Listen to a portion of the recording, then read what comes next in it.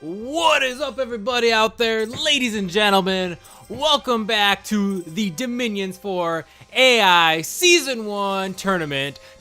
Tournament where we pit two AI pretender gods against each other and do that over and over and over again until we have one winner.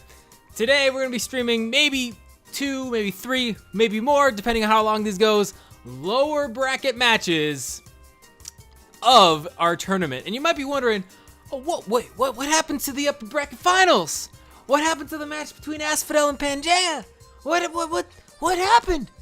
And I have to say, I'm sorry, you didn't miss it. You didn't miss it. We just haven't filmed it. I haven't done it yet. I decided to have the upper bracket and lower bracket finals and then the grand finals be all in one day stream, or at least try.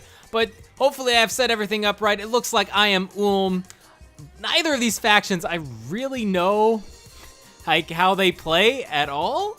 So I'm in like the dark here as how any of these play. So we're gonna look at the units and see what they're all about. It seems like Vanarus, Land of the Chuds. I don't know what a Chud is other than cannibalistic underground humanoid things from that movie from like the 80s, but I don't know anything else about this faction here. They do have some skin shifters. But I'm confused. They have skin shifters, but they don't have the ability to shapeshift. That's kind of stupid. All right, so they just seem like a Norse faction type of thing, and they just didn't make any moves, obviously, because this first turn. And they are not moving out. So Vanarus is not moving out at all. That's unfortunate. And I actually did not change the odds on the screen, so those odds are incorrect. But I can fix that right now. Hopefully, I don't know, top quality stream here. Though I have to like rely on my memory of like the buffs. I think it would be 40 25. I think it's 40 25. So these are the odds to win here. All right, so very professional. And I gotta remember the underwater races have a lesser chance to win. So we need to stop being lazy about like the odds thing, because most of the time it's going to be 1-to-1, unless there's an underwater nation versus land. And as for Oceania, I don't really know too much other than that they have, whoa, I didn't even know they have ichthytars, underwater minotaurs, but they are amphibians. Oh shit. So Oceania is kind of like a mixture of Atlantis and Pangea to some degree because of the minotaurs. So this will be an interesting fight. They aren't actually moving out, so neither faction's really doing anything at this point. Vanarus is making 2 assaults. That's interesting.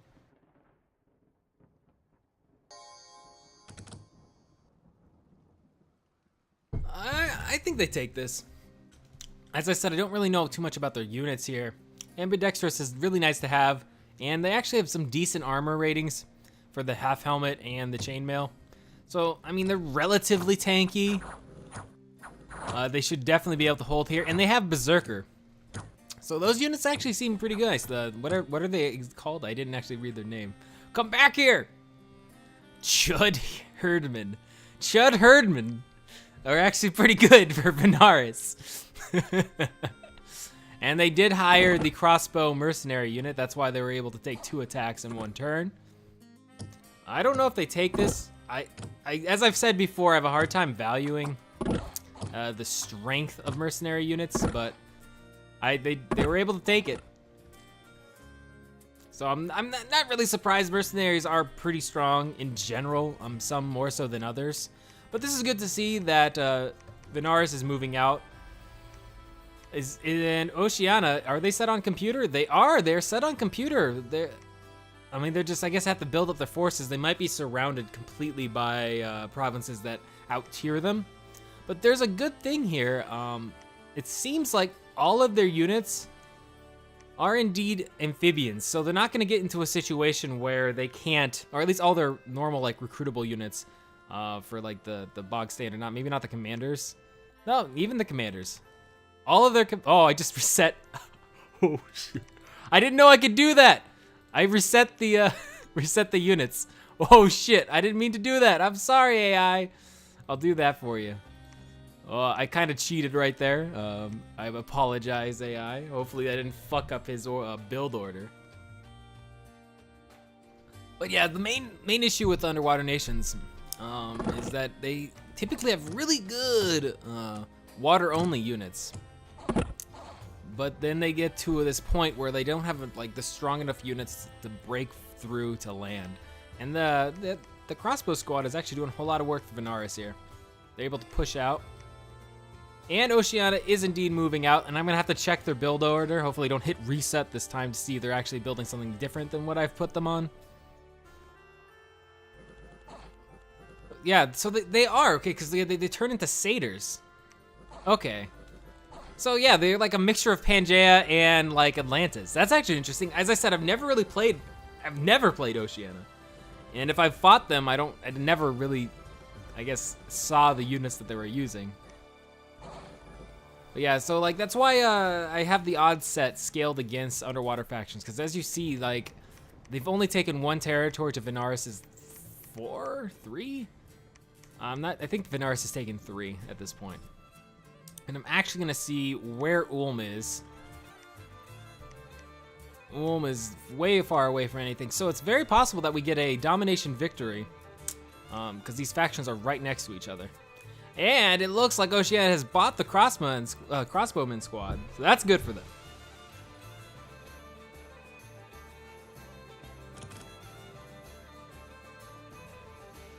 I'm pretty sure the chuds of Vanarus take this. Yeah, these guys seem really good. I'm gonna look at the stats on these guys for how much they cost per turn. Hopefully, don't accidentally rig the match by accidentally canceling the build order. Didn't mean to do that. So they were able to get 3 territories. I'm assuming they take this. I don't know. Lizardmen are okay. There's a lot of them here, but and there's also curse being cast here. So I don't know. They clearly don't die because they were able to be bought by Oceania. But yeah, that's the power of crossbows. Ulm's crossbows, the faction that I just randomly picked, and also Ulm is in the lower bracket here.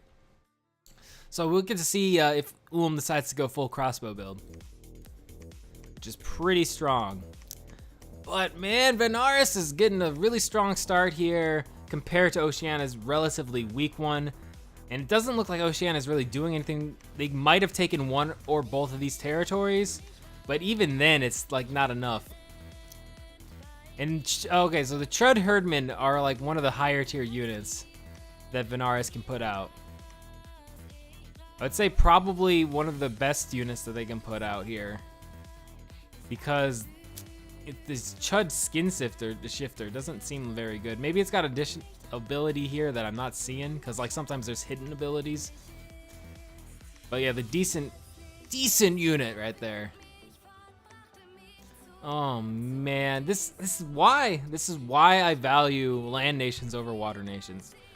Like the only one exception is the nation of Relay, because Relay has some really powerful abilities on their troops, to say the least, to kind of counteract the water struggle.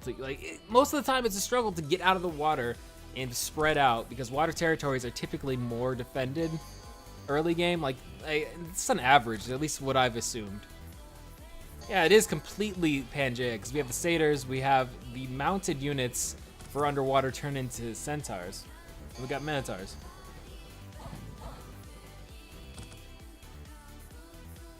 Oh man, that's some good tea. Need to keep hydrated. It's fucking hot as fuck in Arizona. Holy shit, fam. Like I have the AC on and it's like no joke, I shit you not. It's still like 99, 98 or 100 degrees every time I check. So they were able to move on to land though. That this movement, was this really the best territory they could take here? Like, look at, like they had so many other choices. Were these all really bad assaults? I mean, I guess they couldn't take that one, but they had 3 water territories they could have taken. And if they did indeed start taking water territories, they could possibly take me out.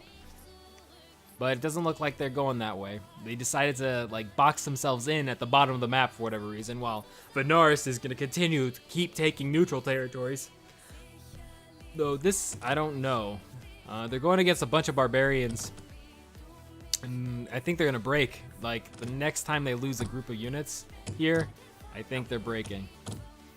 Are they already out? No, I thought they were out of ammo already, but nope. And they weren't barbarians, those were wolf tribe, but it doesn't really matter. So they weren't able to take that. So it slowed them down a bit, but they have a squad of Ictiids. I wonder if these Ictiids, because this is a lot to have at this point in the game, I wonder if this is a mercenary squad. I think it might be a mercenary squad, but yeah, you can't, you have to respect the Ictiids. Even if they don't have the armor, they are really fucking strong. Like, they're resilient, they do a lot of damage, and I say that, they get routed, but that was a lot of Wolf Tribe. Wolf Tribe, they're like a bunch of like assassin type of units, and they can, I think they're ambidextrous and they have 2 knives. So that's a lot of damage over time, like hitting double attacks every time. But this is actually a very bad turn for the Vanarus. I don't know if I guess maybe they take this fight against the cavemen, and I guess they did, because they have the herdmen. It's really difficult for me to judge the value of units, I guess in general, but definitely with factions that I don't know. Like it's something with Vanarus too, because like when all of their units look relatively the same, it's kind of hard to see at a glance the tiering of them. But that was a bad turn. They wasted a mercenary unit and a normal attacking like axe throw unit or whatever, both here. But they were able to get the cave, so at least it's not all lost. Is Oceania doing anything? And they are, because we already got spoiled. They're taking this territory with a relatively decent force, because we know that those golden ones are the sacred units, or at least really expensive.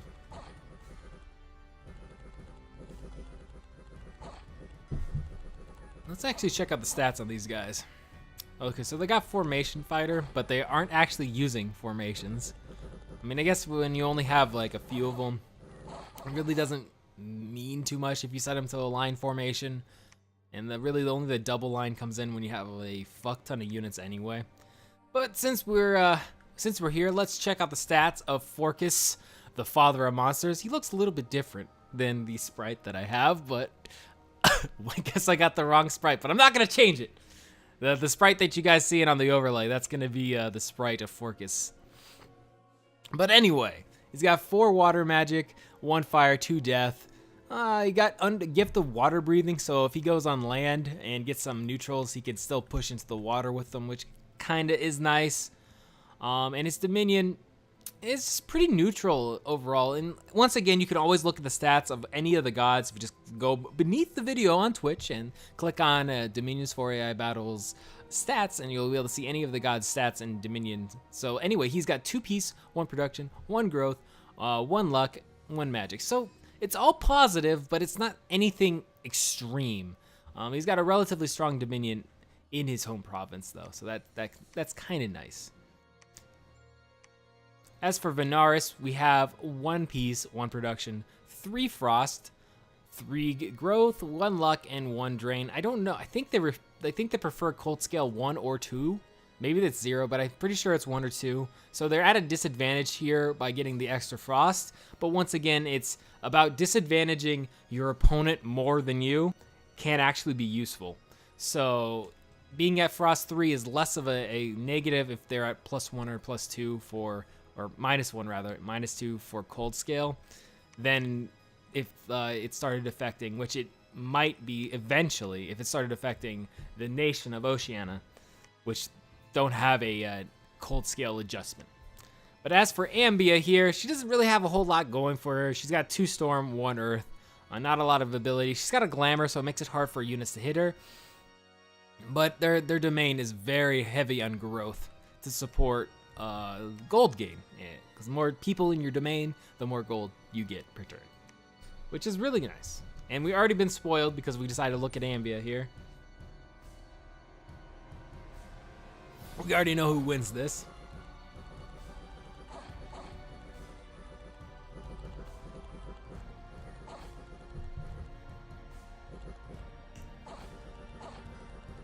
Man, these are actually pretty good mermen. I'm honestly surprised. It's the hoplite stuff too. Like I didn't realize they have the hoplite getting the additional 21 protection. That's pretty fucking high on the protection scale. But they're not sacred. I keep thinking that they're the sacred unit. I think the sacred is the not the Minotaur, the Centaur, White Centaur, and then whatever it is in the water. I think it's like a rider unit. Yeah. I guess all of them, I guess, are technically probably gonna be White Centaurs, but this guy, Poison Barbs as well. He doesn't have a whole lot of defense going for him, though. I mean, maybe it's just the speed nature about him that makes him seem more valuable. You would expect a Centaur to have more damage and protection than normal units. And I guess allergies are starting to hit me because my nose is getting all plugged up. Getting like a summer cold or something. I know it's the type of stuff that you guys want to hear me talk about. But let's be real. There's not a whole lot of you out there. This is a relatively large force. Bar Chuds here. I'm gonna call them Chuds from now on. It's just a funny word to me. I don't know. Instead of calling him Vanarus or whatever, Vanarus or whatever it is, I'm gonna call them Chuds. Cause they're technically called Chuds. The Chud Herdmans are leading the assault here. But man, the Chuds are doing pretty well. I'll be surprised if they throw this, though. It is possible that they do.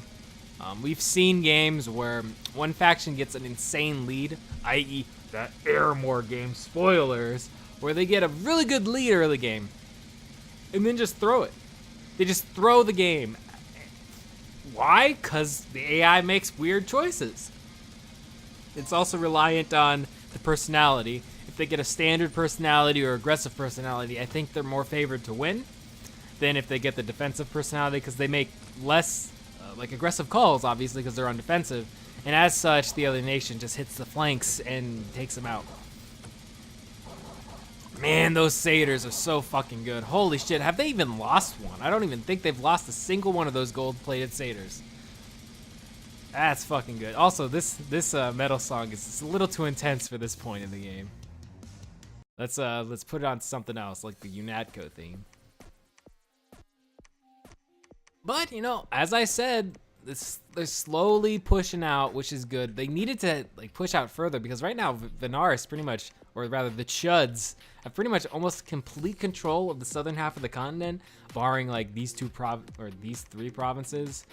But I'm pretty sure the Chuds are gonna go straight for this, and I don't think Oceania can defend that. I mean, I guess they can move troops there, but what they would much rather do is push into the neutral water territories, or Vanarus has less of a chance.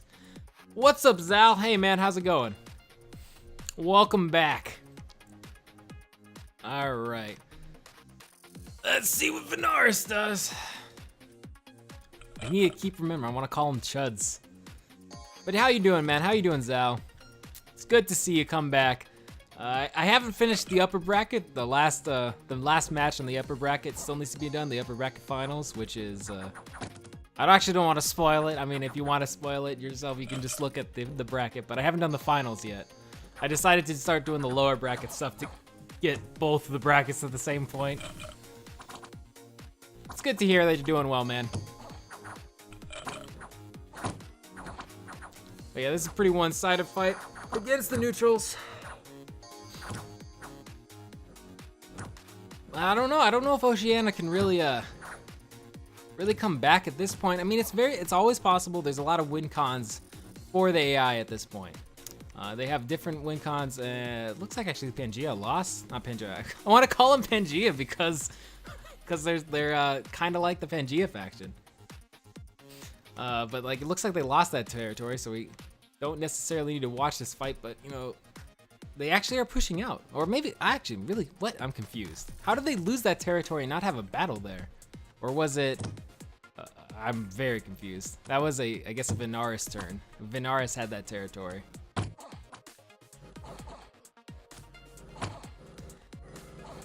Oh, so you were watching some of them. That's good, man. Yeah, Calum lost is kind of, or Salem. I still don't know how to properly say it. But yeah, it sucks they lost. They're a strong nation. Like, I've played a couple matches with them. Yeah, the difficulty kind of struck them on that. And I actually got in contact with the people at Illwinter. And they say that the difficulty scaling doesn't really affect the intelligence of the AI, just their starting resources. And so they recommended to me to increase the gold and production gain and growth for all of the factions. So that's what I did, and like the AI is having larger forces, so I mean, I guess it kind of obviously makes sense, obviously, if you're buffing how much they're making every turn. So yeah, I think Impossible AI starts with like double the resource gain than like a normal human. And it also they get the bonuses from the different percentages. So right now, resources are at 50% extra for each type.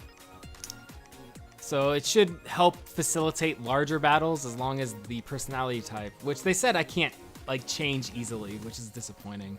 But they allowed me to have computer turns with being myself having like a third nation. So I'm not actually discipled to anyone here. And the new rules state is if I am killed, whatever faction does it wins. So either of these factions can team up on me and kill me. Or if neutrals take me out of the game or kill my god permanently rather, whoever has the highest dominion at that point wins. So I feel like it's at a better place now, actually, from talking to the people at Illwinter, the guys that develop the Dominions games. So I don't know, I think it's an interesting place as it is. But there's always room to improve.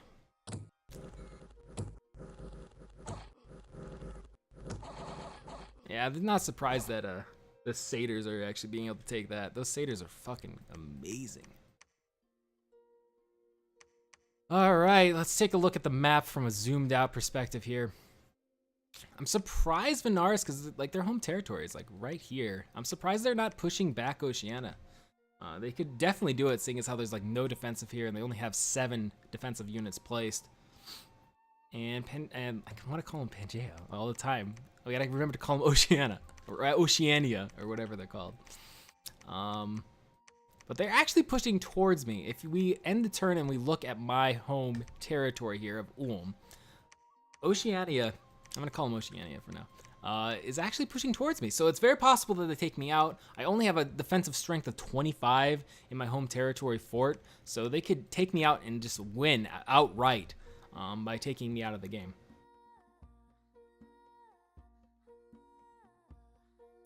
Yeah, I don't use the old settings anymore, but the old settings for the matches were disciple game mode and then 100% base resources on everything. Other than that, like pretty much everything else is randomized. Like everything is randomized but the gods. I've created god files for each of the nations, and I actually had to recreate them because if you create a god file for a disciples game, you can't use a disciple god in non-disciple game, which is kind of weird because the disciple game mode has more restrictions if you wanted to create a god. But beside the point, I had to recreate them. But yeah, so I just, like, everything is completely randomized. The start positions, the map generation, yeah, not a lot of things that aren't left up to chance. The massive cavalry force by I'm gonna call him Pangea every time. I just know it. But they're finally doing what I felt that they needed to do earlier in the game. And actually, it looks like they're actually doing better than Vanarus here. Let's take a look at the score graphs in a second, but they need to take these water territories. These water territories are basically free cash for them, free growth, free production, able to create more units, because I don't think Vanarus has any real ability outside of like maybe relics or magic to get into the water. I mean, they might find a Shambler Cove in one of these coastal provinces to get Shamblers, but I don't think they'll be able to like do a whole lot out of that. But let's take a look at the score graphs here. I'm going to try to stay away from the Dominion one here, because that kind of spoils it, especially if I like randomly die really quick. But let's take off Ulm so we don't see that. But provinces, look at this. It's a steady growth. Steady growth after like a really potatoey start where they just like stayed in their home province for like 2 or 3 turns. They actually started getting provinces every single turn, while Vanarus is starting to like plateau here. So this is what I would like to see. I like to see a close match. I don't want to see one match completely dominate the other. But judging by these graphs so far, I'm starting to think that there's a comeback coming from Oceania here, which is very good. I almost clicked Dominion again. Even though they definitely have less total troops, I feel like the troops in general are just better. Then Vanarus is like base troops. Like, sure, Vanarus is maybe the Chud Herdman or whatever it's called. Like, sure, you know, I feel like that's a really strong unit, but they don't have very many of them. Whereas the gold, like, underwater Ichthyosator or whatever it is, I feel like this is a stronger unit in general, and we see a whole lot of those coming out from Oceania. And when they make assaults like this, oh, we got like Flamberges. Oh my god, Eternal Knights. What the hell is this independent force? I've never seen an independent force with those units. I guess there's a first time for everything. Holy shit, that's a very bad sign though for Vanarus here. That is a bad sign because they just wasted a whole bunch of troops on an assault. That was futile, though they have a relatively large force that they could, as I said, take this relatively undefended Oceania province. They need to at this point because they're losing a lot of their domain here because of the church. And there's a death match next turn. So we're gonna have a death match. I wonder who's gonna field who. Shark Knights. I've learned that Shark Knights actually aren't that good of a unit. Like I valued them way high in the what was it? It was the Pelagia match. I valued Shark Knights a little higher, and they don't they don't seem very good compared to especially the other units that Pelagia can have. But look at this constant territory gain. Even if they don't take this territory, they already have one from this turn. This is exactly what you want to see if you're rooting for Oceania, which I don't know how many people are rooting for underwater nations. I've talked about it before. I'll continue to talk about it. They just don't seem as strong as the land counterparts. They can get easily screwed by placement because they have limited water provinces to deal with, and if they have a nation that is really heavy on the water combat and they're fighting a land nation, that land nation is going to have complete dominance of the land. But luckily Oceania is like entirely amphibious, so that's good for them. The first conflict between our two nations is coming up, but unfortunately it is an arena match. But we're gonna see who's gonna win that champion. Curious. Constant territory growth. I like to see it. I like to see it. Wow, you know, I'm on it. I really am surprised. Are these mercenaries gonna be able to take this?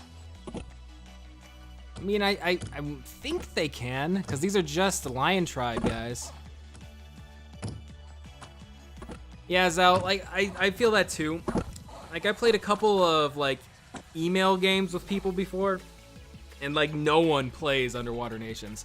Like, the only Underwater Nation that I see get played kind of regularly is Relay, because, like, the Mind Flayer's Mind Blast stuff and just the Lovecraft theme behind them.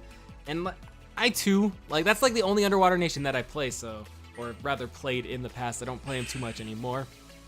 But wow, Horned Serpent was able to take that fight. Holy shit, are you really kidding me?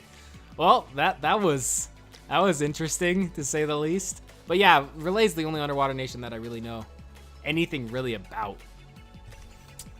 But other than that, let's see what's going on this map. Vanarus is definitely, these chuds here have stalled immensely. They're recruiting some cavemen. I don't know how much that's gonna do for them right here.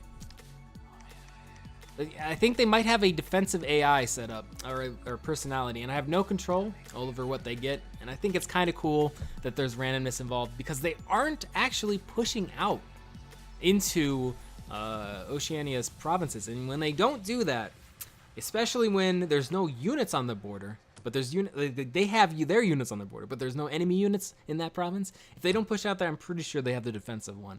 And they like to take the neutral territories, but once they start to get surrounded, so that's why I think there's this like a rock paper scissors mechanic to winning, or at least getting a buff by random chance for personality. I think the aggressive personality just straight up beats defensive personality, because this surround of territories, like a lot of these are undefended or relatively undefended. I guess they can't go into the water here, but the AI doesn't like to take those until they have like no choice, whereas the aggressive one will just keep pushing out and then immediately attack. I don't know. Actually, I think defensive. I think that just the defensive nature is just the worst nature to have. Like, even if both ones are undefensive, like, it's still a bad match. Though I have no control over what they get, even if I wanted to. Like, I would have to somehow, like, edit the turn files or whatever. And you need a specific program to do that or something, because you can't just text edit, unfortunately. Yeah, I've noticed that too. Like, even when they are on aggressive, they only really take like the advantage if they have like something like crazy, like outrageous number advantage. If they have like 200 or 300 troops. But when they're aggressive though, you get, I don't know, you get assaults around maybe like 100 or maybe sometimes 50, depending on the nation, like how strong their units are in general. But it's like we're starting to see this potato here, and I think Vanarus definitely has the defensive AI because they aren't doing anything here, while map dominance is going to Oceania. Yeah, I've noticed that too, Zal. I really have. But hey, I'm not complaining. Like, I think underwater nations do need some more representation, and every time they actually get a legitimate victory in this, it like gets me excited to see how far they can go. I mean, I'm counting on my chickens before they hatch, but I think at this point, for amount of turns that Vanarus has stalled here, I think they just gave up their chance of winning. I honestly do.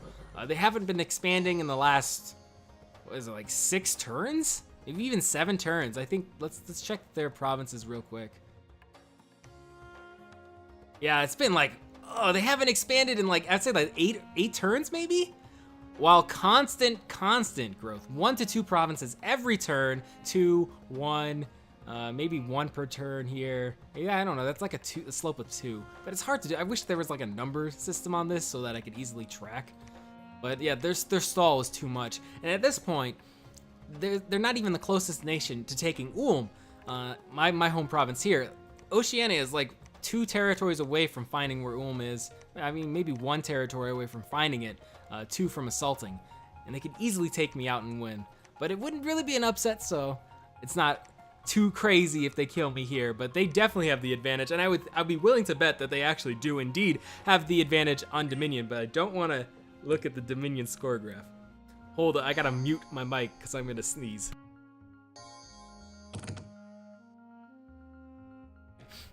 I'm glad I just didn't sneeze into the mic and blow out your ears.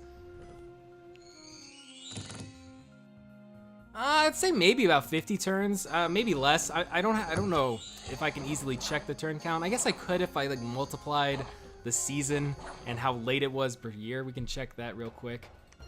So we're in year 2, late summer, and I think, isn't it 3 per season? So and we're like maybe like 30 some turns into it, so not 50, but we're getting there. But look at this domination by an underwater faction.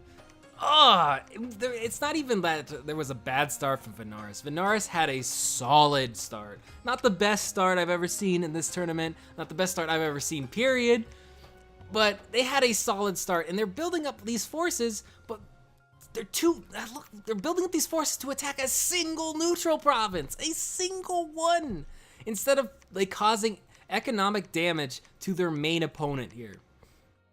They just want this singular neutral province instead of pushing out the underwater threat. It's really frustrating to see this like, really, it's like a myopic focus, like this tunnel vision the AI gets. Sometimes it benefits them if they tunnel vision to take out a fortress, and that just like straight up just destroys any defensive ability of a nation. But right now, this tunnel vision is not benefiting them at all. And I'm actually, whoa, that was a close. Both armies got routed relatively at the same time. I'm surprised Oceania is fielding like militia units, and it was able to take a province with it. Even though they almost, like, everyone fleed at the very end. That's interesting. But look at this force. I actually want to see.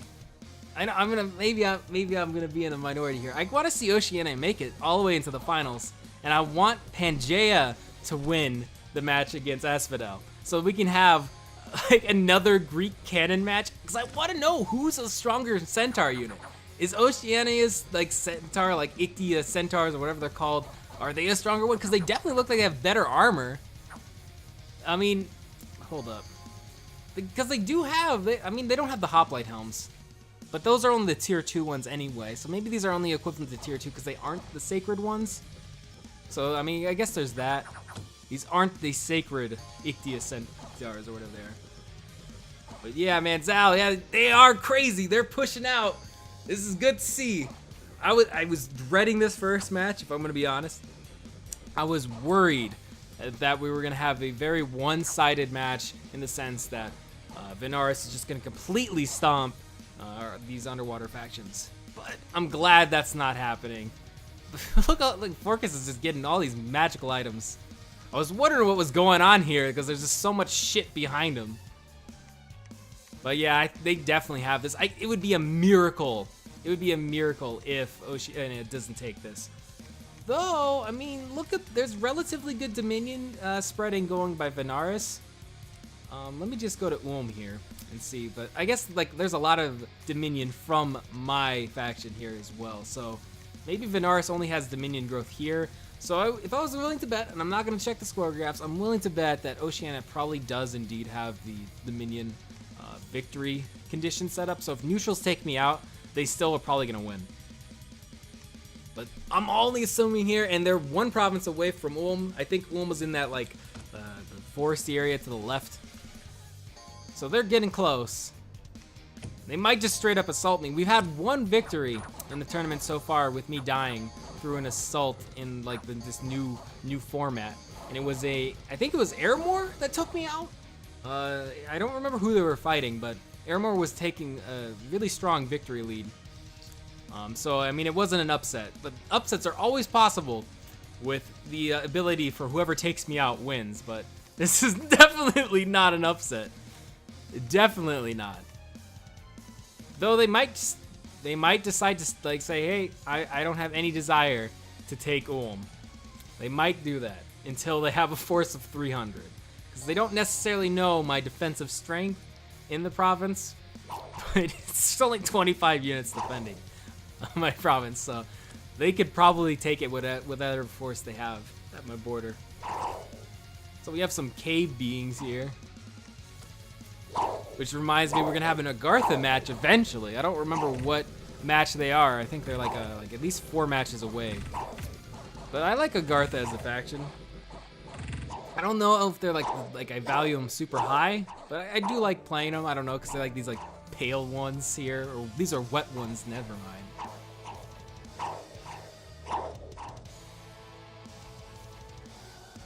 Yeah, I'm definitely getting Dom killed.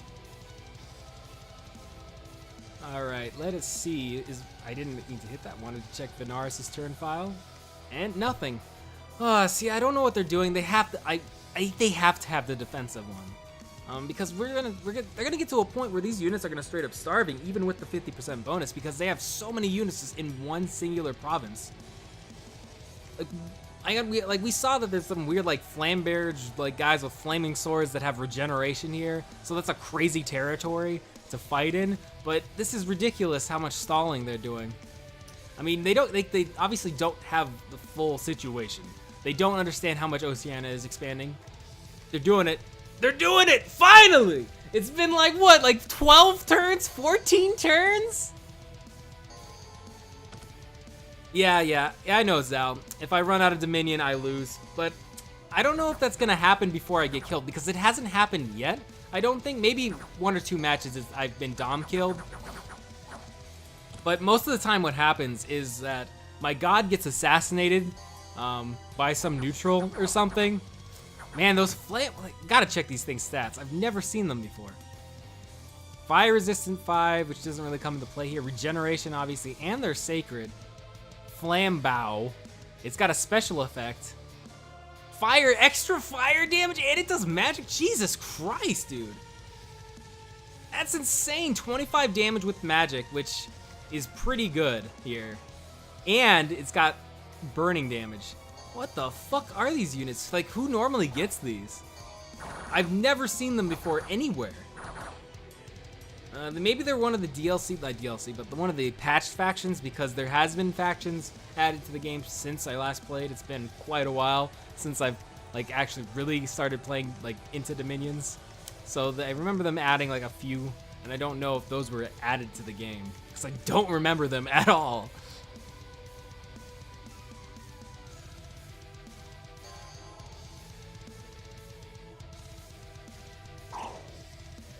All right, let's see here. This should be another pretty much guaranteed victory. Like, I mean, not pretty much, it's a guaranteed victory. All of these centaurs. Oh, man.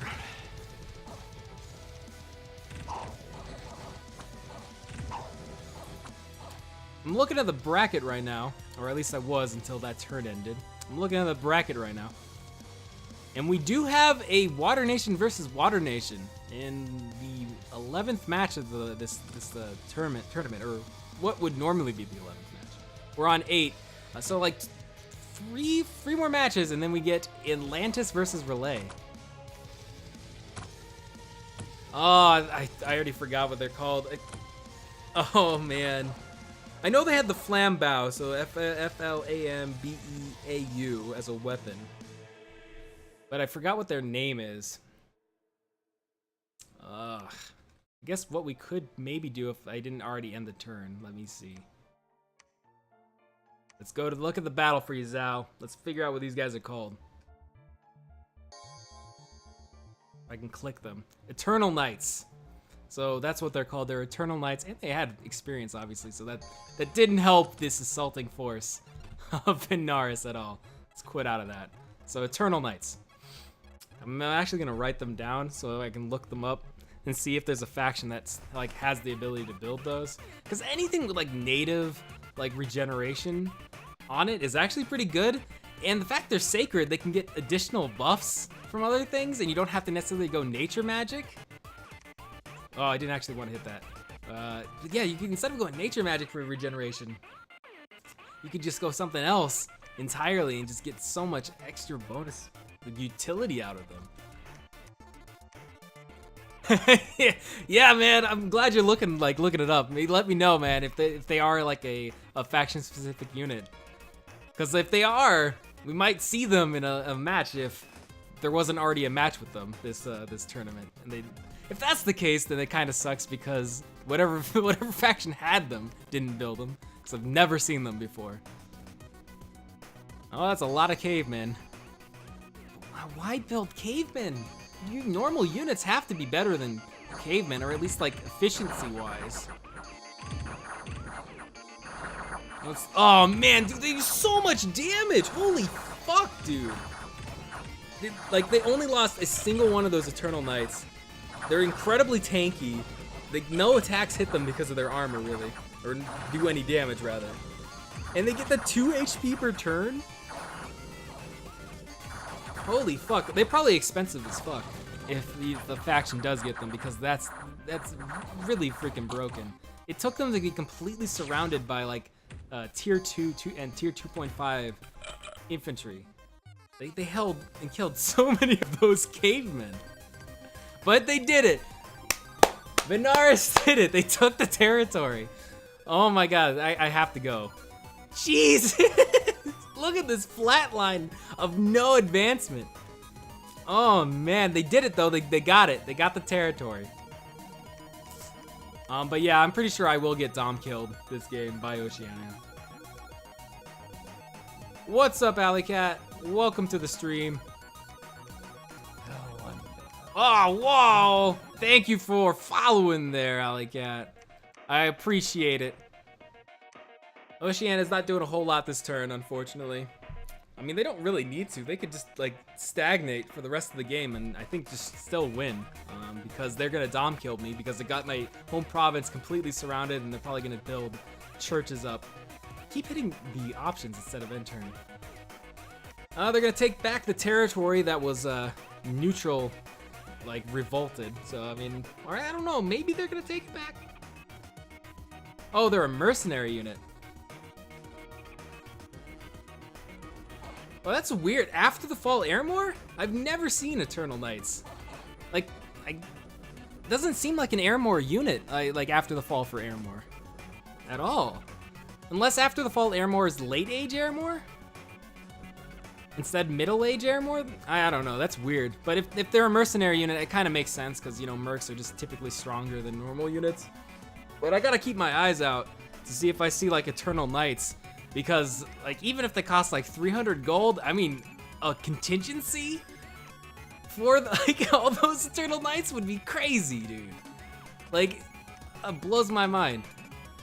Oh, are they gonna? Oh, is Vanarus gonna lose the Bog of Beasts? Do they have any units here? No, they're not gonna lose it. They have plenty of Lizardmen. Those Kelpie, are they Kelpies? Or are they just Sea Dogs? Ah, they're roughly the same thing, Kelpies, Sea Dogs. The same type of unit. But yeah, Lizardmen are gonna be able to defend this no problem. Yeah, they might be an Airmore summon, and it might be like a conjuration, like fire and death magic for Airmore. I guess that would make sense. I have to actually, I'm gonna, when this stream is over, I'm gonna make sure I check out Airmore's conjuration stuff to see what happens. Yeah, no problem, Alicat. I don't mind being helpful, giving people advice every now and then. I'm glad, like, I didn't come across being, like, too much of an asshole. Okay, so no summon for him, only a merc unit. Okay. But yeah, I already wrote them down, so, like, if I ever do see them as a merc unit, I'm straight up buying them. Like, I've never seen them before, so they must be like a relatively rare merc unit, because normally I play relatively large matches with a lot of AI in them, and so most of the time you do see most merc units on the field, even if you don't buy them yourselves. But look at these forces by Oceania. Like, what are they planning to do with these forces? Are they gonna push down south and take out Vanarus, or are they gonna try to take out They keep losing this province here. Like, I mean, they didn't lose it this turn, but they weren't successful in taking it. Another stale turn by Vanarus here. But like, what is with this unit placement? Like, I was actually thinking about making like a generated map that was X, Y, and X and like Y scaling or rotate, like wrapping is the word that I was looking for. X, Y wrapping. So that this situation wouldn't arise. Like, what is the AI doing here? Like, are they gonna try moving to Oceania's province here? Like, they don't have a whole lot of options. They need to push to where more of the landmass is. But they're refusing to do that. And they're not doing anything here. Though they are making Corpse Man using their construction magic. And they have... They're going undead magic here. They have like, I mean, I don't know if that's gonna help them out at this point. But we might have a bad situation here for Oceania. They might lose the Iron Peaks. The sneaking enemy one doesn't really matter here too much because they obviously are gonna probably kill it because they found it. So, and they're gonna take this fight. I don't have any doubt in my mind. Though their commander is moving up pretty far up for like no reason.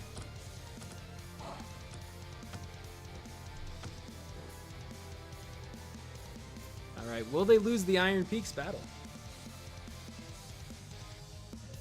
There's a Fire Lord or whatever these guys are. Yeah, it's a Fire Lord. And I feel like Fire Lords had to have been added to the game. I don't think they were in like the base game, because like I don't recall seeing them as like a neutral unit before I started doing this tournament, and then the 5 or 6 matches that I was playing before I started the tournament to get refreshed. Especially with the factions that I love playing as. But yeah, Fire Lords, maybe they added the ability for these to be in neutral attacks against your own territories. And they are pretty strong, but they're no match for an army of fucking Shamblers and that many Minotaurs. So, Oceania holds the territory. But they're stalling too, but they're in the position where they can win with a stall.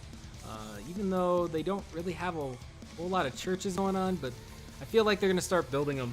Yeah, they are actually. I see one right here. So I feel like now they have a fort, they're gonna start building churches everywhere. And it will just be a matter of time before they win. It's a matter of time before my Kingdom of Ulm goes down, and we'll have a winner. Oh man, holy shit, they are actually going into the woods. Now, I think this makes it that Ulm is completely surrounded. No, because they lost to whatever territory, the TREA territory, whatever it's called. Oceania lost that territory. So it's not a complete surround of Ulm yet, but they are getting there for sure. And these are their sacred units. Yeah, I don't know, they don't have a whole lot of armor on them, so I think they would actually lose against Pangaea's White Centaurs. But they do have the poison barbing. So long engagements against them are going to cause massive attrition because of that poison damage every turn. Oh yeah, actually they took it back. They took back Troea, and I didn't even remember that they took it back. So Ulm is completely surrounded now. I think Pangaea is like going for the victory here. I think they're going to try to take me out. They definitely have the forces to do it, and I think they have the forces for the confidence of the AI to take me out. They have at least, I would say, like maybe 250 units in these like 4 provinces. So they definitely could do it. It doesn't happen this turn though. Look at this force from Vanarus, man. They need to just move. They need to push. Just push. They could easily just like wipe out a majority of Oceania's land provinces here with like a combined assault of like maybe like these 3 forces into one, while the Lizardman unit just pushes on its own. But unfortunately, I don't think we're gonna see that.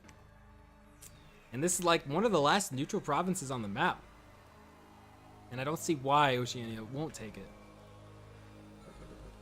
now that they're starting to actually build their sacred unit. Though they don't get any, I don't think they get any sacred buffs other than the +1 morale, because Forks, I'm gonna call him Forks, doesn't have a whole lot of magic. But they do get the +1 morale, which can help. It's not the best sacred blessing out there. Alright, let's take a look at the map.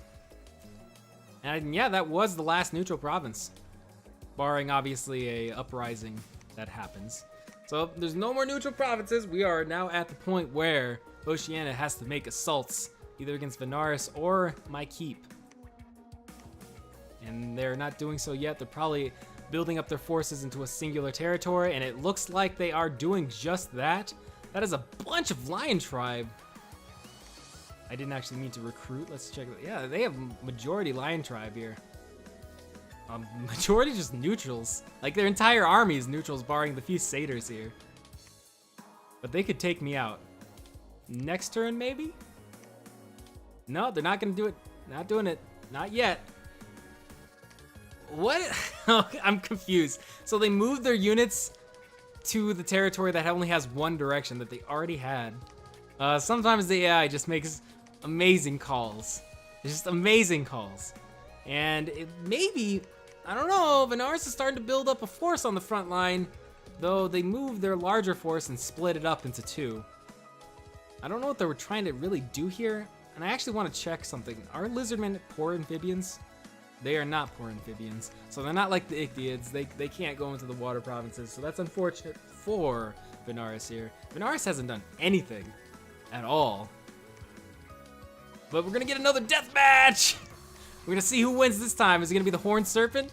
Or is it gonna be some new contender?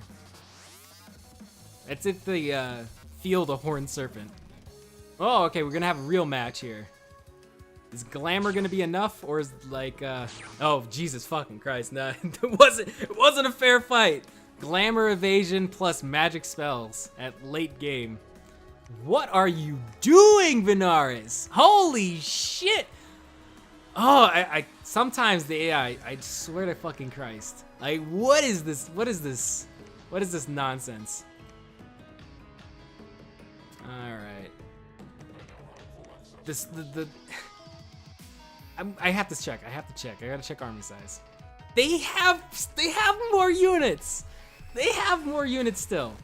And they could make assaults and start causing like massive unit loss from Oceania. But they refuse to do anything about it. And both nations are just gonna start flatlining until an assault is being made. But I feel like in a matter of turns, my territory is gonna go out, because this is what the AI typically does. They start amassing all their forces on the border, and then once they have, as Zal's talked about, once they have like crazy number advantage, that's when they make an assault.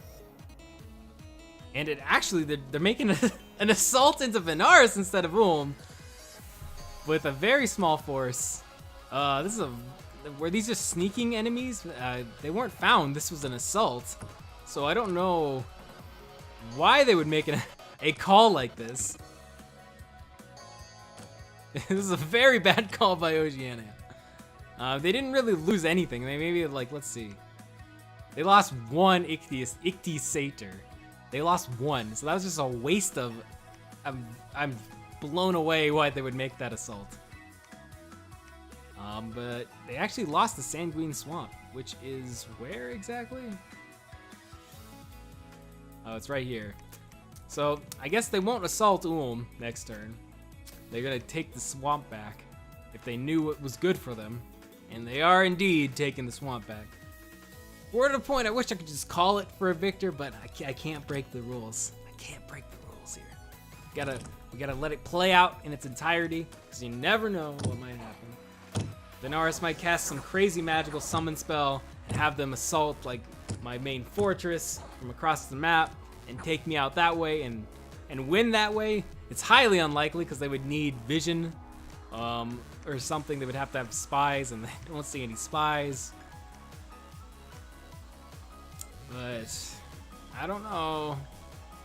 You know, I'm honestly surprised at the amount of Dominion that is still being held onto by Vanarus.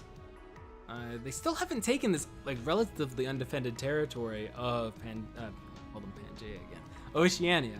There's no fortress here, and like they only have like negative Dominion in one of their provinces. Like they have neutral here. I was expecting more leeching into their own Dominion because of the amount of, like, look how many they have at this point. It's like insane the amount of churches Oceania has. I feel like they might be winning due to the Dominion at any point. And we have an independent uprising, which is the last thing you want to see as Vanarus. This is like one of the second worst ones you can get, just because the berserkers, barbarians rather, they hit like trucks. Like those knights are gone. Knights are fucking running back, and there's a lot of barbarians here. I would say the one that's slightly worse than this is maybe like the 20 to 30 maybe. I don't know the exact numbers of knights that you can get assaulting a province, because knights are pretty strong too in large numbers. They're strong in general, but so that's a neutral territory that I think Oceania is gonna start to covet. They have the forces to assault it for sure. Build the Shark Knights. Why are you building Shark Knights? It's not good. Worldwide event. Misfortune and death. The world is slowly dying. But that doesn't affect most territories of Oceania, because they still have growth and they still have the luck. So, I mean, I guess it doesn't really affect them too much. Or maybe it hasn't happened yet. Maybe it only occurs next turn. I don't know. I'm not too sure. Yeah, they gotta protect the emotions.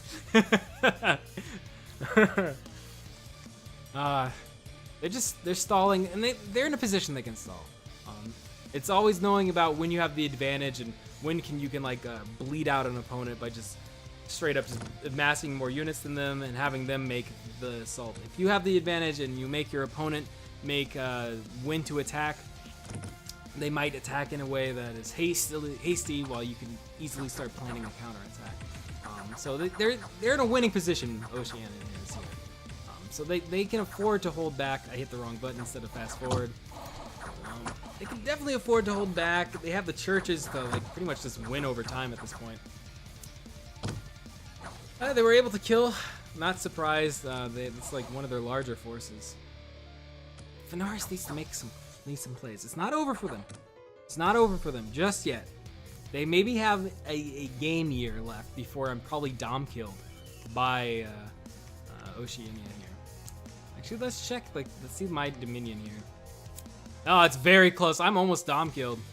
Those churches are doing some massive work. So if Vanarus has any hope of winning, they need to make a beeline for and take out The chances of the AI doing that at this point are incredibly low. Like, that's just got to be like multiple turns of them doing like amazing plays and randomly getting the choice to go north to because they have never seen where is. So that's unlikely. So I think we have a winner on our hands. These guys are like, I guess they can take these lion tribes. These are like the lowest of low tier from the chuds of Vanarus. What, are they called Vanarus? Like, my brain is already like melting because of the AZ heat. It's so freaking hot in Arizona. But like, I want to call them Vanarus. Are they Vanheim? No, Vanheim's the ogres or the humans. It's Vanarus. Man, there's too many factions. Too many factions. My brain's like melting trying to remember all 30. Is it 32? Or is it 31? Or is it 30? No, I think there's 30 factions. Yeah, there's 30 factions in the Middle Ages. What the fuck? What is this? What is this black band? This is like a story event. Special monsters. What the fuck? Horror mantises. I've seen the giant mantises before. But these are void units. So there was a story event or something that happened. Because there was a black banner here. Because it's a special assault. That's fucking cool. Holy shit, I've never seen that before. I have no idea what caused that. But I'm willing to bet those horror mantises are still pretty trash. Giant mantids in this game aren't really that good. They're relatively fragile.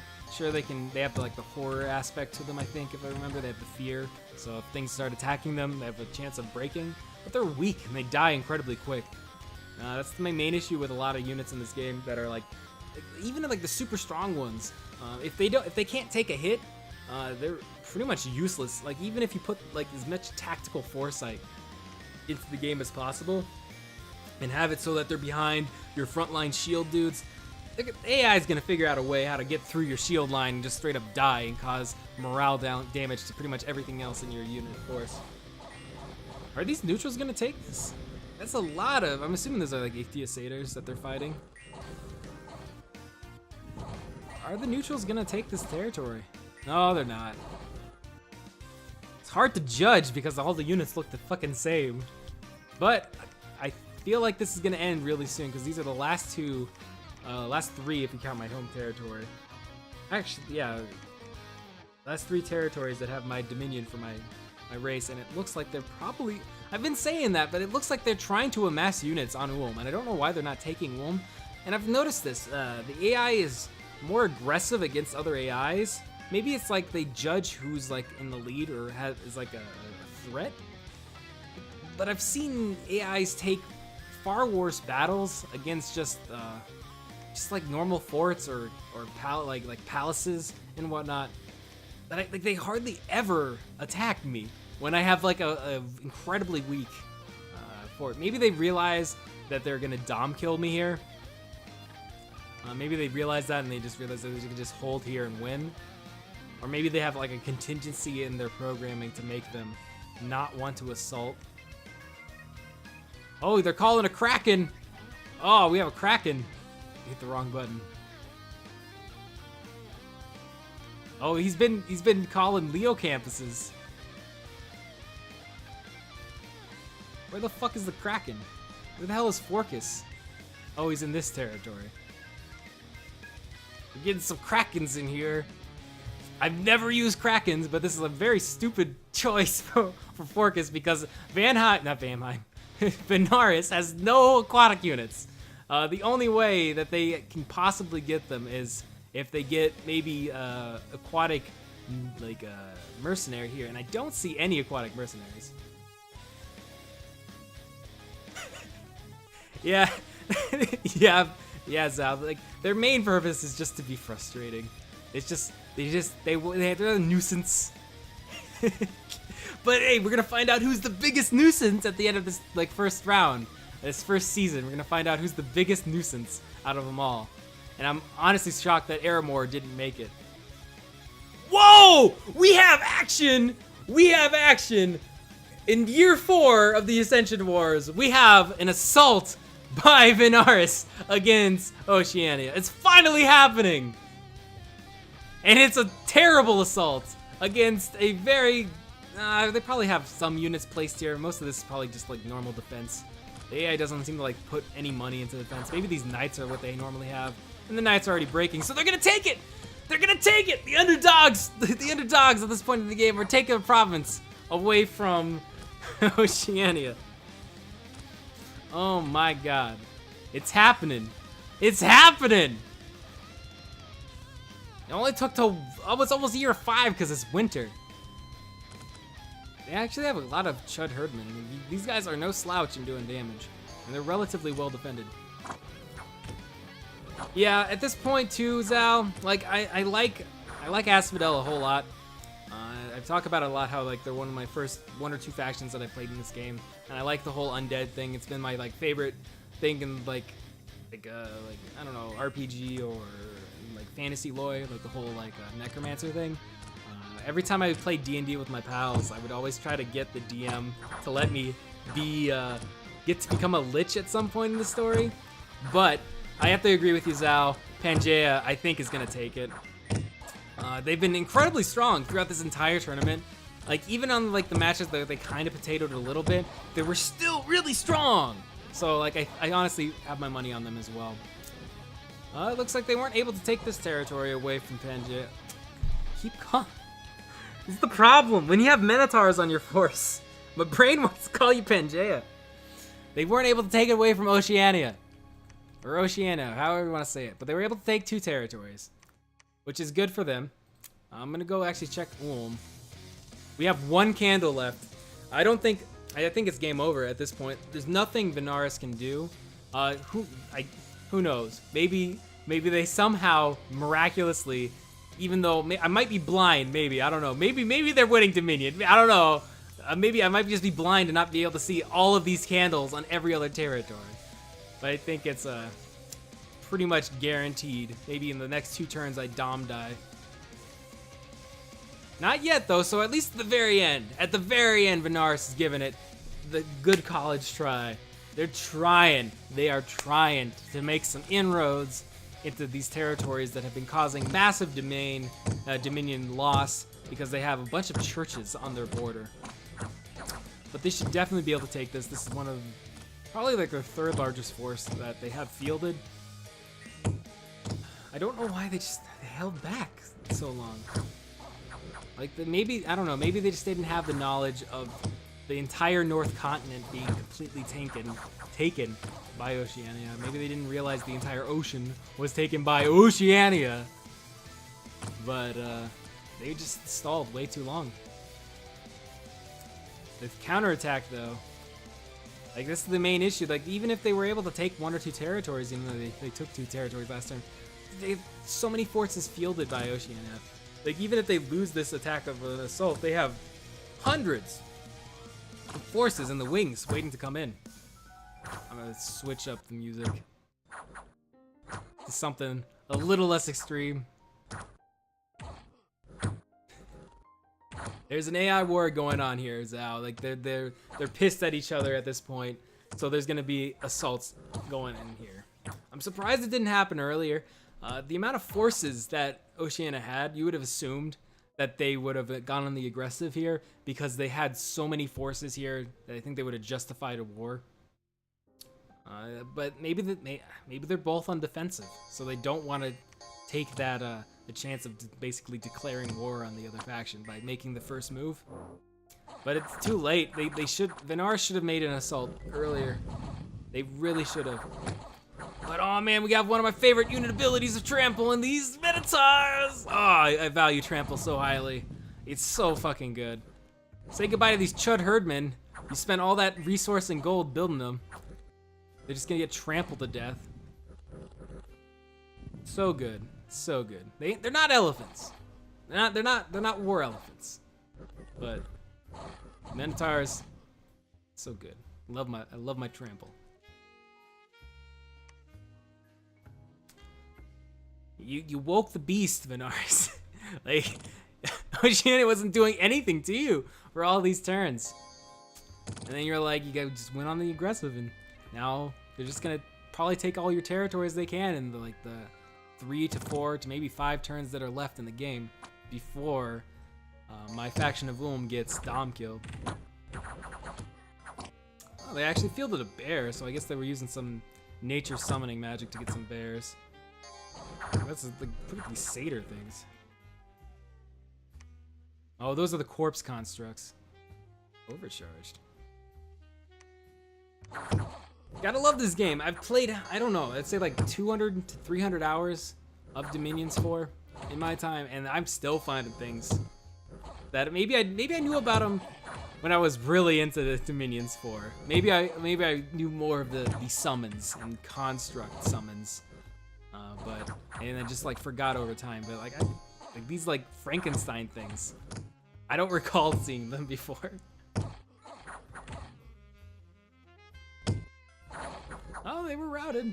I mean, that was a good defense, but it pretty much means little at this point in the game. Though, if they're able to take this territory, I think they're delta positive on territory exchanges for this turn. So I mean, it's good moves for them, but it's just too little, too late. They're just floundering here, trying to get any amount of territories they can to help their own Dominion growth. It's too little, too late. My capitals can probably die next turn. My god will fade into obscurity. And no neutral, obviously, because all neutral territories have been taken. Hit the wrong button. I've been doing that a lot this match. Whoa, that was a lot of battle turns. And it's all Vanarus. This is I don't know. They might be able to. I don't want to say come back, because we never know when my faction's gonna be taken out. They really need to be on the aggressive here, and they are. They're attacking 4 different territories this turn, and Oceania is not taking any territories or attacking any territories. I don't think they're going to be successful in this assault. I don't see a lot of Chud Herdmen, which are the ambidextrous dual wielding dudes, which I think is their second highest infantry. I see a lot of like normal tier 1, tier 2 guys. I don't think it's enough versing this many tier 2 centaurs.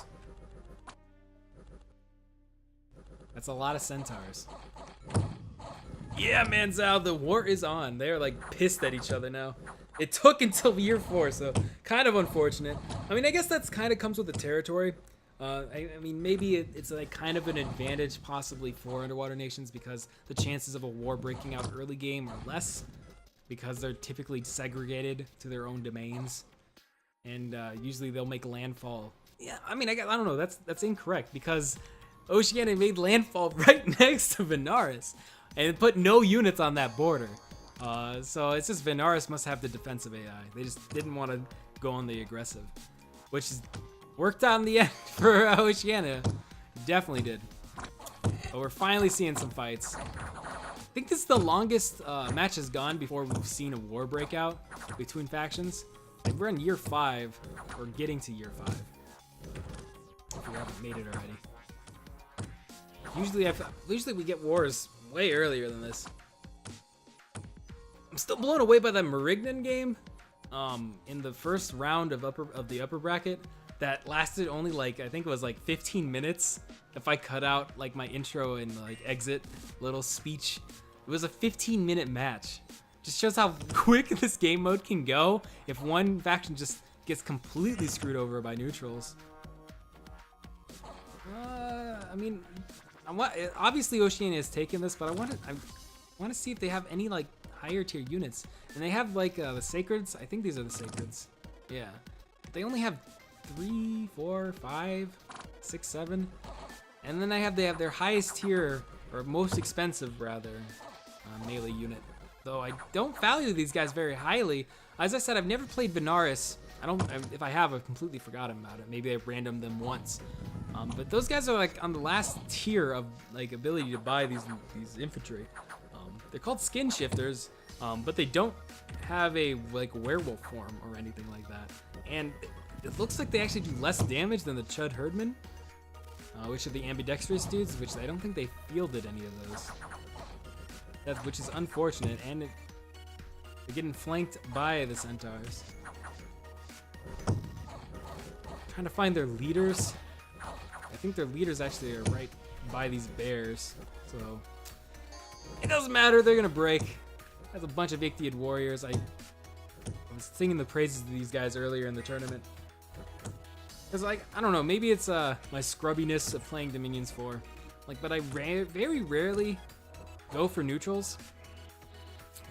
So I like my experience with neutrals is something that lacks something to be desired. Same thing with my experience with mercs. Because typically what I would do is obviously just get a strong early game and just build forts, and then just build my own units there. Like it's the better option. But it looks like it's a change of, I don't know. Hold up. Okay, so they got one territory, they lost 2 assaults, and they're losing one of their own territories to neutrals. The neutrals won't be able to take the province because they won't be able to break down the walls. There's no way that they break down the walls, and they'll be instantly pushed back by the huge as fuck force. This force is insane. The amount of generals they're fielding here, though they only have 3 priests, so I mean, I guess that, I don't know. And we have already seen all these battles, so the neutrals aren't getting angry at Oceania because of their domain having the 2 piece to it. Wait, hold up. So I was at 1 dominion, I had 1 candle as Ulm like a couple turns ago, and I gained some turns. So there must have been like an event that gave me dominion here. So that's a good sign. That is a good sign if you're a Vanarus fan, because it gave extra turns before I completely just die out here. It gave them extra turns to make these assaults.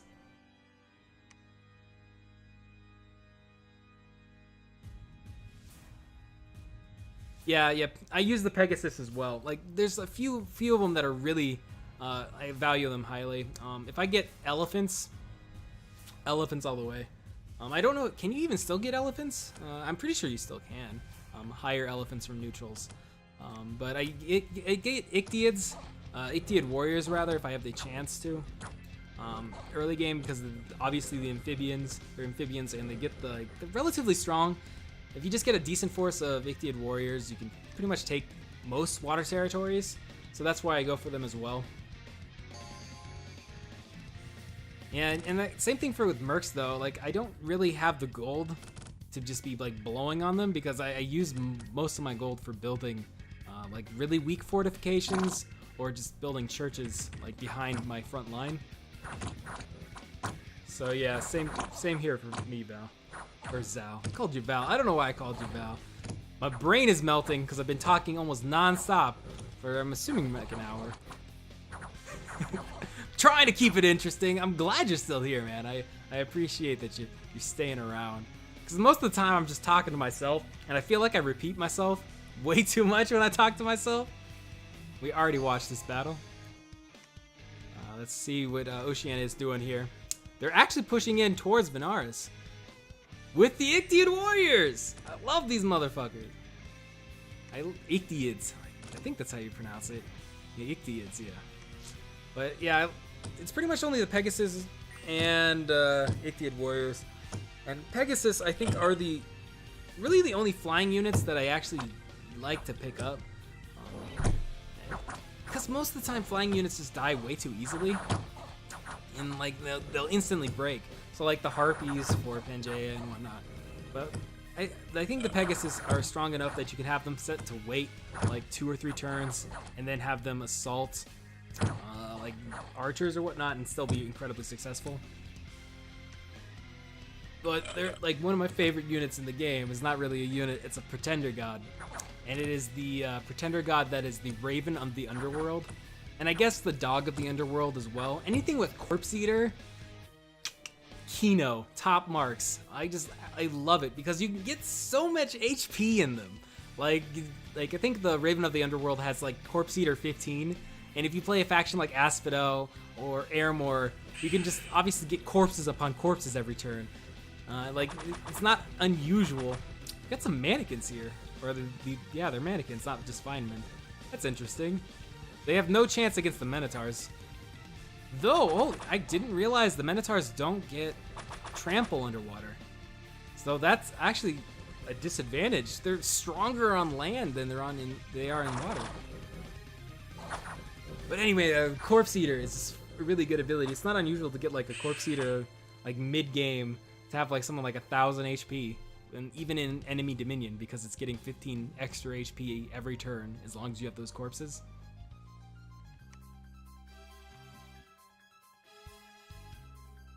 I appreciate it, Zao, man. I really do. I appreciate the words of encouragement. Keeps me going, man. But this is the forces I like to see. I'm glad we're finally having a match. I think this might be the first match that we've seen a force of this size fielded. Like, this is no slack of a force. Like, this is pretty freaking amazing. They could easily take any territory, but this is like all of their forces. We definitely need to speed it up. The amount of priests here is going to take it forever. And they have like decent placement. They have their glamored units up front, so they basically are evasion taking, so that the rest of their forces can get the surround on these knights. Though they're getting some friendly fire damage from their like horse archers, which kind of sucks. But I really want to see like a all-out assault, like a large army versus a large army. I'm not talking like 100 units. I'm talking like this size versus like Oceania, like super large force. Though I think I would have to give it to Oceania. Like, their units just seem generally stronger. I'm actually gonna check their price range after we go through all of these battles to see what's going on. But like, I feel like they're like relatively the same price range, or they probably are relatively the same price range. I mean, obviously the Centaurs are gonna be more expensive and the Minotaurs are gonna be more expensive. But even these satyrs are really valuable. Even with amphibian too, you gotta like value amphibian higher whenever a unit has that, because it gives you more options. That was incredibly quick. Gives you more options to make territory advances, to increase the economy. Also, why are they sending these guys to like just spy at this point? They're just completely wasting their magic gems to summon these shades to spy when they just need to be pushing with their forces. And they were successful in that assault against this territory, so they might be able to take the fortress if they get resupplied, or rather reinforced with this insane force. It's huge. I'm gonna actually go to Oceania and see how many units are there, just with a quick glance. The price range of these guys, they're roughly like 10 to 12 gold. The higher tiers, 25, 35, and 40, and 20 resources. So I don't think those are that much higher than Oceania's. Yeah, like the satyrs, man. These satyrs are like better than most of like the early game or the low tiers of Vanarus. And they're aquatic. Like, this is their bread and butter unit. And I mean, I honestly value their Myrmidon higher than maybe the Skin Shifter, which is their sacred limited. That's not even sacred, it's just limited to 5 per turn. Like, we already knew that these were going to be more expensive, but even then, I think they just have a better selection of units. Vanarus just seemed like not a very good faction. Sure, they have glamour, and you always have to value any unit with glamour relatively high, because you could just get really good RNG rolls and never be hit. And as long as they're never hit, they're probably going to cause the enemy to run out of stamina faster, and they're going to break if they're just not outright killed. So if you can get just mass glamour units, you're in a good spot. But even then, like, how many glamour units have you seen that Vanarus has been putting out? Not very many, because they're the sacred unit. They can only put however strong their domain or dominion is into getting those per turn. And that obviously shows when they're not building them at all. It's bad that these small like group of like tier 1 and like maybe tier 1.5 satyrs was enough to basically kill a majority of the force before breaking. Yeah, they might be a mage-focused nation. We saw how powerful their mages were in the death battle, or death match rather. Basically did, I think, the first lightning bolt did 15 damage, the second lightning bolt did 29. and it was relatively quick cooldown time for the attack. They got 2 attacks off before a centaur, which has got high movement to begin with, was able to reach them. So you might be right. They might be a mage-focused nation. But even then, like, they're not... The AI is not fielding mages. They're fielding a few tier 1 priests, and then that's it. Like, I haven't seen them field a single one of their mages. And speaking of that, let's check the research to see how they're doing. Hit the wrong button. Want to go to statistics. I mean, they might be a mage, and like the AI is just like turtling here, like not turtling, potatoing. But like, I don't think they could ever keep up with the amount of territories that Oceania has. Because if they have maybe they have another lab somewhere. I'm not too sure. If they have another lab, I'm actually not seeing it. But I don't know. I just don't value them that high. Like, maybe it's because I obviously don't have experience with them, so like it's hard for me to judge how strong they are. Because like, let's say Airmore died out in the first round, and I've never played them in my life or played against them in my life, I would judge them lowly. Like, I wouldn't be like on the side of how strong and overpowered Airmore can be. So maybe this is just a bad round for them. Maybe skin shifters are better than what I think, because like it's hard to value them unless you have like actual like relatively equal fights, and they're not really being fielded a whole lot. We're getting a lot of like really weak units. They do have javelins though, so that's a plus for them. Anything that has the javelin ability, I do value a little bit higher, because it allows like skirmish tactics of being able to push up. But their shields are just not able to hold a front line, and then I think that's like the main issue here. They don't have like the Roman tower shields that all the Airmore variants have, and there's a lot of Airmore variants out there. They don't have the tower shields of Abyssia, and Abyssia has the like radiant heat fire that can cause damage on the front line. They just have these bucklers, and these are like the most defensive of their units, barring obviously their evasion tanks.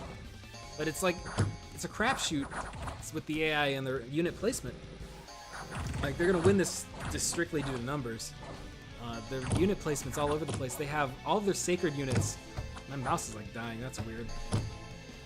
They have all their sacred units, their evasion tanks, just like sprinkled within their entire force here. They're not placing any of their like ogre-sized units, those cavemen. They're not placing them in strategic spots. I've noticed over time that the AI like pretty much gives up on strategic placement at some point. If you look at their like unit compositions early game, like they're moving units to flanks. They have units set on attack rear, and they're actually on the like most northern part or the most southern part, and like they're actually doing like tactical options. But then when it gets to this point where they have like armies over like 200, it's just a mishmash of units.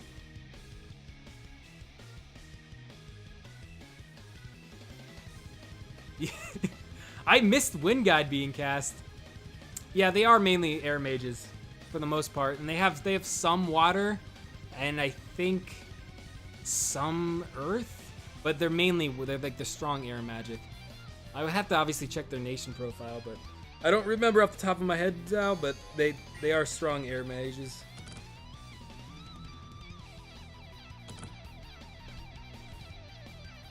Like, they're actually on the offensive here. They're doing what they need to be doing. I mean, they're not here. They're obviously on the defensive, but it's because they've been on the offensive. They're actually having a front line being pushed up. I think they're actually causing a lot of damage to Oceania. And maybe I'm just misreading this, and it's actually really hard for me to keep track of which battle I left off on. Holy shit, they're doing it! They're actually attacking the first land province Oceania took. It took them until now to take out this one church province that has been on their borders. Will they do it? That's a lot of Minotaurs. And they're like the tier 2 ones with the armor. There's no way they hold this. The Minotaurs alone would have been able to take this. Actually, I don't know. That's a lot of archers. I missed the archer placement. Yeah, just realized how slow Ichthyeids are. They're slower than Minotaurs. Holy fuck.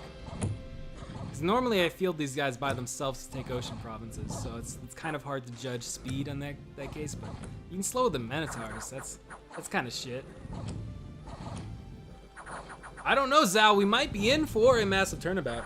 Like it seems like it's happening, and whatever like random event happened to increase the dominion of Ulm really is going in the favor of the Chuds of Vanarus, because it's giving them more turns to take out the churches on their border, possibly build churches. We're gonna have to check the map to see if they're building churches anywhere or have built them, because I haven't been looking at the events other than these battles, because we've had turns back to back of like 8 or so battles, which is intense and insane. But there's no way this small force of Oceania is going to be able to take this. And this is the attrition that I was talking about. Oceania is throwing away their lead here. They're going to lose this force, or they're going to lose this fight. They're going to lose a lot of their force. And these guys are not cheap. The tier 2 centaurs are not cheap. And this is some good RNG, because it's not placement anymore. Having their sacred glamored units on the front line is good RNG, because it's completely random, because if we looked at the army placement, it's just going to be a giant block of units. They're allowing them to evasion tank this front force while they're archers, and we got some Chud Herdmen here. I value the Chud Herdmen, I think, the highest out of all the units from Vanarus that I've seen. Their damage out is really good. They have relatively decent armor. Sure, they don't have the shield, so they don't have the deflection on that, but they can kill things incredibly quick. And they got the surround. And it's over. They lost every one of those Ichthyius centaurs. Losing the satyrs is not really a big deal here. They lost their really expensive force. They lost out their gold-plated force. They are going hard on the horse archer neutrals. So let's get a view on what happened this turn. 4 territory assaults on the front line, plus the territory assault here. Successful for Vanarus. They're getting sieged by a relatively decent size. I mean, like, there's maybe like 50 units here. They could definitely break it if they just have all their units here break. I guess they have some death and some nature on some of their mages. Let's actually check their mages. Yeah, they are mainly air. I guess it's mainly air and death. It'd explain why they're able to get the constructs of like the Frankenstein constructs or whatever they are. But they're I think their delta. This is not really a lost territory because they'll be able to get it back. I think they're delta like 6 here. Or delta, at least delta 5 over Oceania. And no neutral territory uprisings happening on their watch. I'm still at 3 candles. I'm actually spreading out. I actually gained an additional candle here. Because all of these churches keep dying, so there's not as much spread. But Jesus, look at this! Oh my god! They almost have a complete line of churches on the northern side of the map. And I'm still alive. How the hell is that happening? That's insane to me. Is this a harpy? What is this? Siren? Didn't know they could, like, I guess they must have summoned the siren. It must be like a specific thing that the Greek factions have. Let's actually look at statistics to see who's coming out on top here. For army size, both are starting to die. The start of the war happened right here. We can see both factions starting to decline, but this gap is actually lessening on the side of Vanarus. So Vanarus is definitely doing some work here. As for provinces, we're obviously going to have the mirrored effect here. I think next turn we're going to see a large gain here. I think we're going to get like Vanarus to like maybe even neutral on territories. Let us see. Because they gained quite a few that turn. Though they might be losing almost all of those gains here, because there's 4 assaults on their territories.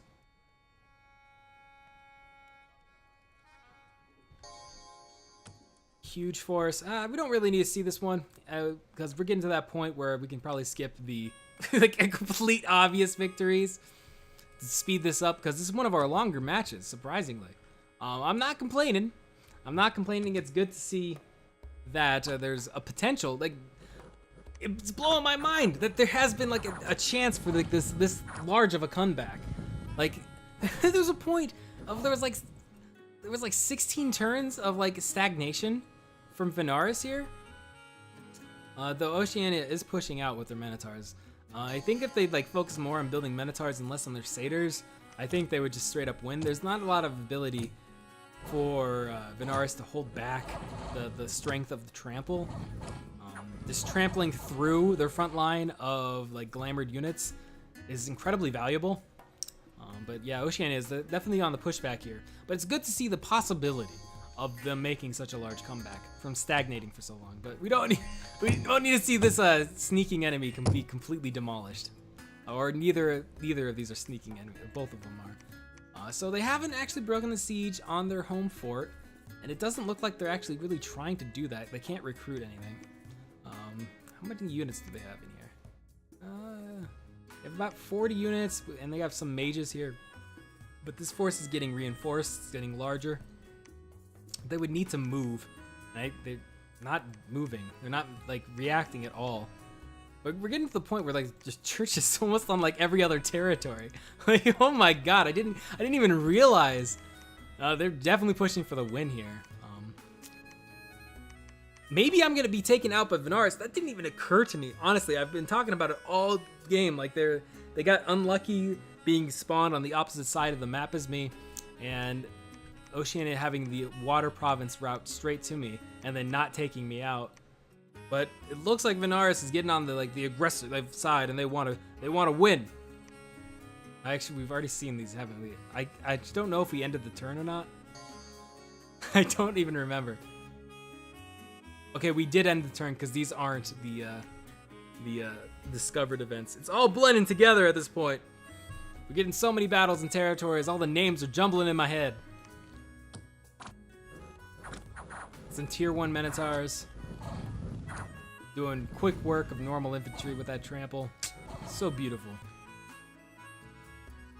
Alright, so we watched that one. Now let's watch Donnermark.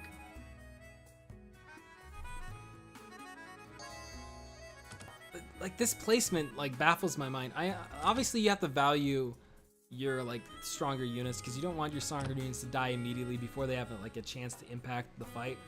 But with them, like, Minotaurs are slow as is, and with them behind all of these units, like, the chances of your like bog standard trash, even though I don't think Satyrs are trash. They're one of the stronger cheap units to build. They're really defensive and they're strong. And these ones are really defensive because they actually have shields. But like the chance of those guys dying and breaking, causing your Minotaurs to back out before they can even get Berserker, I don't think that's a good call from the AI here. I think if they put the Minotaurs on a flank and push forward that way, I feel like that would be better for them.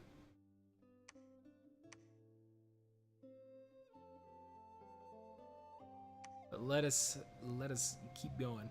I forgot about the page up and page down thing, man. Thank you for reminding me. As I said, it's been like maybe a year since the last time I played, and I played the hell out of this when I was still in college.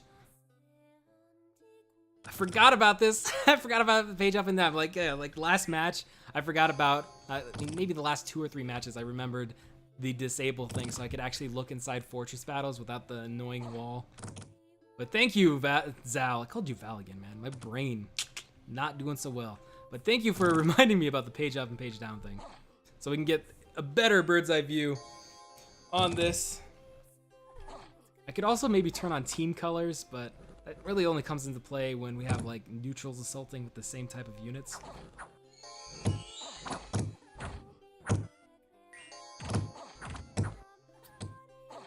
Like they're making these assaults, and I'm glad they're doing like they have a strong front with 2 large armies that they're pushing on. But like I don't know if they're like gonna be able to make anything really come out of it. Like they're losing their territories in the back, and Oceania is pushing really hard on the rear territories here.